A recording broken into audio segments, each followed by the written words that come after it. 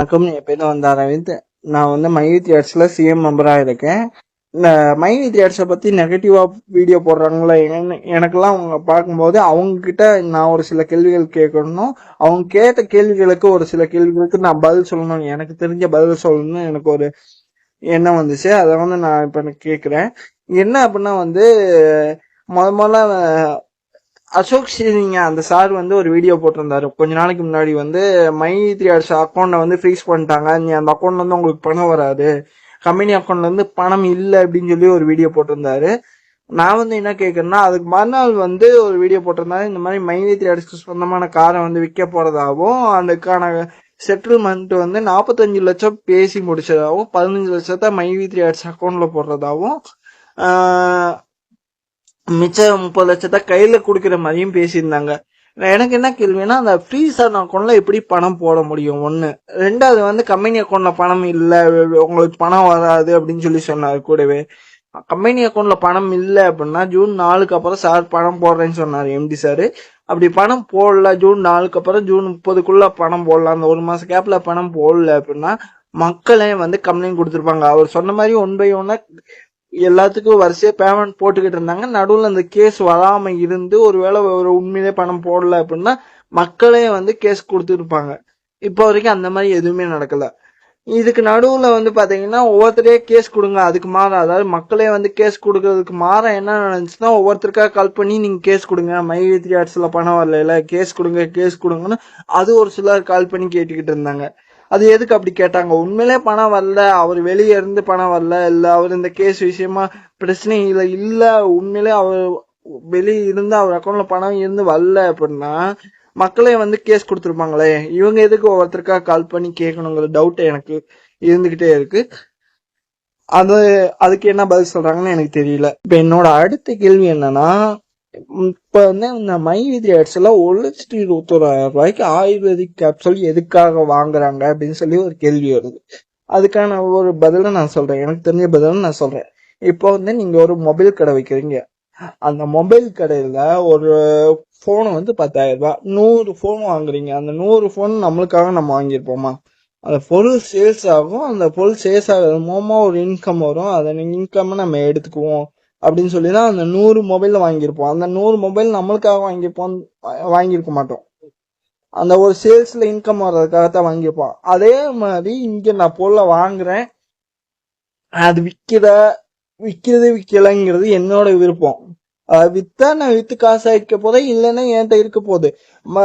Company எந்த இடத்துலயுமே நீங்க அந்த ப்ராடக்ட வாங்கி நீங்க தான் சாப்பிடணும், அந்த 40 டப்பாவும் நீங்க தான் மாத்திரையை சாப்பிடணும், எந்த இடத்துலயும் கட்டாயப்படுத்தல. அப்படி இருக்கும்போது அந்த 1,27,000 நீங்க ப்ராடக்ட் எப்படி வாங்கலாம் அப்படின்னு கேட்கிற விஷயமே தப்பு. ஒண்ணு.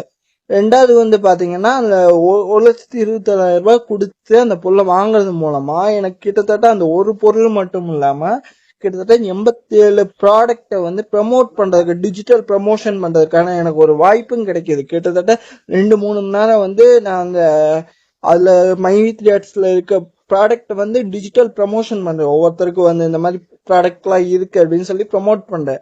அதுக்கான ஒரு இன்கம் தான் எனக்கு கொடுக்குறாங்க.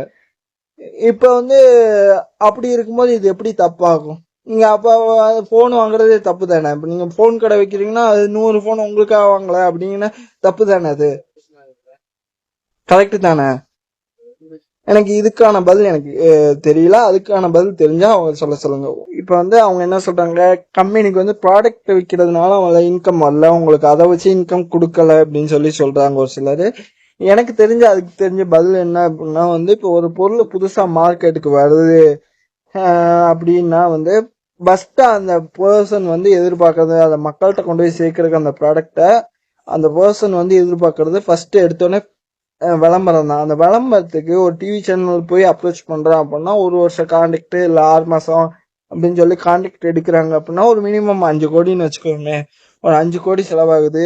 அந்த அதுல நடிக்க வர்ற நடிகைக்கு நடிகருக்கு ஒரு 5 கோடி செலவாகுதுன்னு வச்சுக்கோமே, கிட்டத்தட்ட ஒரு ப்ராடக்ட்டுக்கு 10 கோடி செலவாகுது.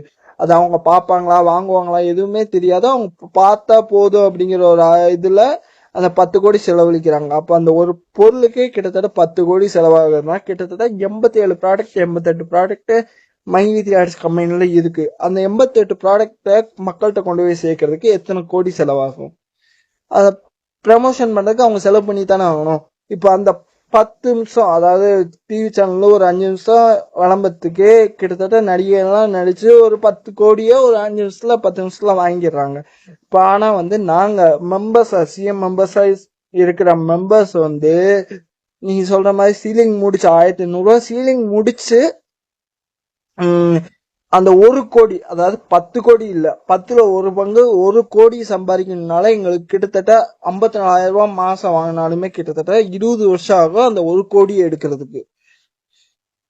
ஆனா அவங்க 10 நிமிஷத்துல அந்த 10 கோடியை வாங்கிட்டு போயிடுறாங்க. நாங்க அந்த 20 வருஷம் ஆகும் எங்களுக்கு அந்த 1 கோடி எடுக்கிறதுக்கு. அது அப்படி பார்த்தா ரொம்ப கம்மி தானே.